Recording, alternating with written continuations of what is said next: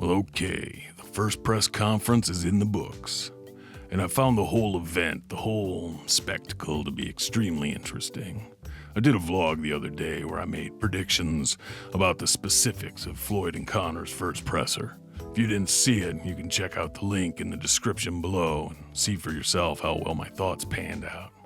Just a hint, I'm batting 1,000.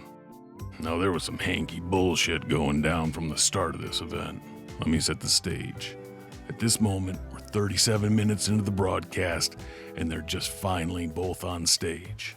Previous to Floyd joining him, Conor's been standing alone on the stage, waiting for nearly 7 minutes.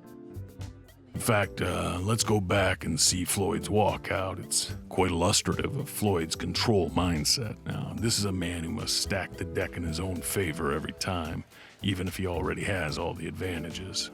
I should note this whole press conference is a Showtime production. This is the one way Luke Thomas is correct as he froths at the mouth about Floyd being the A-side. Alright, here you see Floyd's entrance. He comes in through the crowd with a massive throng of fans in tow. Except that's not what's really happening here. Look a little closer. This isn't organic. These aren't fans. These are Floyd's bodyguards, camera guys, some hangers-on from his circle, and a baby. Floyd's baby? Don't know. Just a goddamn baby in the middle of a walkout crowd. Good-looking kid, though. Maybe it's Floyd's baby with the Biebers. Don't be confused. They're all being paid. Floyd uses these paid stooges later in a choreographed call and response from the stage. It's pretty fucking cringy. By the way, why do idiots always hold their phones like this in the portrait position? You would think after posting a few thousand pics and videos, they might realize the entire fucking internet is formatted to receive landscape ratioed images. You know, like your TV. Anyways, I digress. Floyd is working a game plan here. It's called Stoneface. He's there, but he's not really there. Pretty quickly, Conor picks up on the fact that Floyd is zoned out. He's not looking Conor in the eye. Conor hates that. Floyd is completely zoned out, staring past Conor, waiting for his production cue to turn and go sit down. But Conor isn't having it. It seems Conor is seeking something authentic from Floyd. Floyd's body posture is rigid and tight, almost no movement. Just a little twisting of the upper body from right to left. Watch Floyd for a second. Does it remind you of anything? Casual? Yeah, a little. No fear or care? Maybe. No. Floyd's body movement is telling us one thing. That's impatience. His posture's too rigid to be any sort of boredom or dismissal. This is 100% impatience. Impatient for what? The next part of the production. Remember Floyd's walkout? Floyd surrounded by people. Ever see Floyd's social media? Floyd surrounded by people. And they can be anybody. Random ass people in a club. People he keeps on the payroll just to hang out. Or friends such as they are. So my guess is Floyd is impatient to get on with the production so he can break away from Conor and sit among a group of people. I believe he's showing his fear of being alone. What about Conor? He's a dozen different things one moment to the next. He's serious, he's playful, he's bored when he sees Floyd won't play with him, won't engage. Think about this. Even though Conor's been on the stage 4 times longer than Floyd at this point, he shows no signs of looking to escape, no signs of impatient to move to the next part. Even with all his different approaches, looks like Conor could be here, in this moment, all day with Floyd. I'm not great at lip reading, but the last thing Conor says to Floyd as they look at each other is, "Huh? Got something to say?" And when Floyd once again refuses to respond to Conor's invitation to play, Conor chooses to move on from Floyd. It's important to realize everything Conor has done during the 2 minutes of this stare down has been to entice Floyd to play. Conor isn't trying to get Floyd mad. He would like to see Floyd move. That might be the one thing that Conor wants from Floyd in this moment that specifically relates to their fight. Everything else is for fun. It's just play. Now Conor turns his attention from Floyd to the crowd. This is interesting. Conor opens himself up physically, eyes wide open, big smile, chewing that gum like life couldn't possibly be any better. Eyes taking everything in, face held up and open to the entire building. After seeing everything in the building and making himself open to everything in this building. He gives a quick glance to the heavens, right there, as if to invite the universe or the divine to behold and judge him worthy.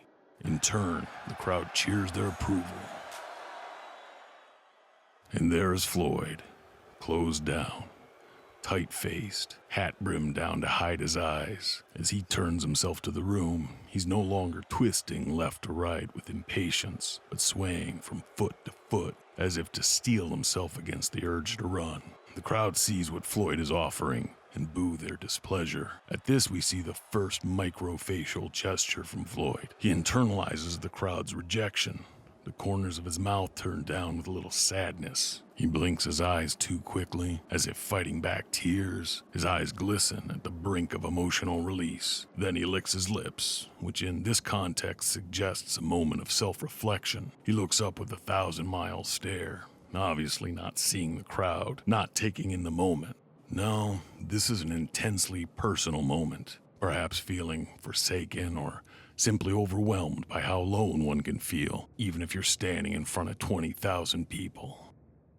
Floyd pulls himself back together, lowers his gaze, touches the brim of his cap down against potential judgment, and to hide his eyes, looks at the ground and gives a single sniffle, then a smaller lick of the lips, which is probably self-evaluation again. Then we get the most interesting tell of the whole event. Floyd betrays his whole plan of embellished stoicism with a micro-facial gesture. Look again. He can't help himself. The human mind hates self-contradictory behaviors, like Floyd acting stoic, like he doesn't care about Conor clowning him, or the fact he's supposed to be the A-side, but 90% of this sold-out venue is there for Conor, and they are booing and laughing at him. Micro-gestures are outward expressions used by the subconscious mind to eliminate building pressure created by significant cognitive dissonance. In other words, while Floyd stands there ramrod straight and stoic, deep in the bowels of his mind, there's a need to give an indication to the outer world what is really going on inside. So Floyd gives this little gesture. It's quick, which is why forensic psychologists use slow-motion video to detect these gestures. Floyd was fronting, playing a role, trying to avoid Conor best as he could, but the power and impact of the moment got to him. His body language and micro-expressions are there for the whole world to see. Well, there you have it, folks. A frame-by-frame breakdown of the first stare-down between Conor and Floyd. These are just my opinions. I only have the video to go on, like everyone else. So I'm not saying this proves Conor's gonna win the fight or his chances have improved. I'm simply using basic psychological tools to evaluate behaviors as best I can. Take from it what you will. I'm thinking of doing a breakdown of Conor's interaction with Floyd Sr. and its likely importance to Conor's overall plan. If you think you might watch a video like that, let me know. Oh, and one more thing, big thanks to my buddy Thomas, and fuck you, George.